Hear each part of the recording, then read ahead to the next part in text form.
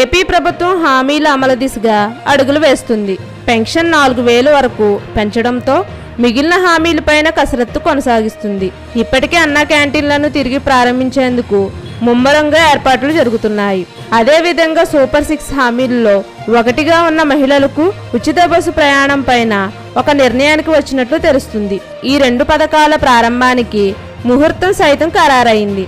AP ప్రభుత్వం అన్న క్యాంటీన్లను తిరిగి ప్రారంభించేందుకు కసరత్తు ముమ్మరం చేసింది. పేదలకు 3 పూట్ల అన్నం పెట్టి ఆదుకునే అన్న క్యాంటీన్లను వచ్చే నెలల్లో పునఃప్రారంభించనున్నారు.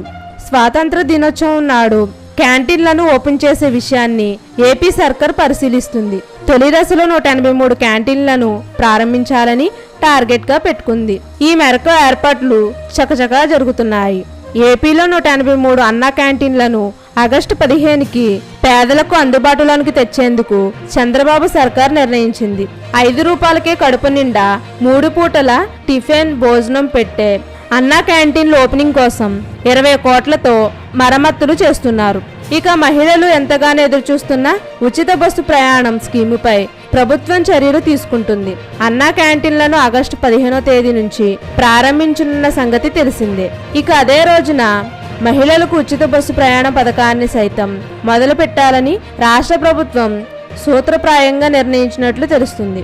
ఈ పథకం అమలు విధానంపై అధికారులు తుది కసరత్తులు చేస్తున్నారు. అయితే కొత్త బస్సులు రాకుండా ఈ పథకం మొదలు పెడితే ఎదురయ్యే ఇబ్బందులను అధికారులు ప్రభుత్వానికి నివేదించారు. రాష్ట్ర వ్యాప్తంగా అన్ని కేటగిరీలోనూ బస్సుల్లో ఈ పథకం అమలు చేయాలని భావిస్తున్నారు.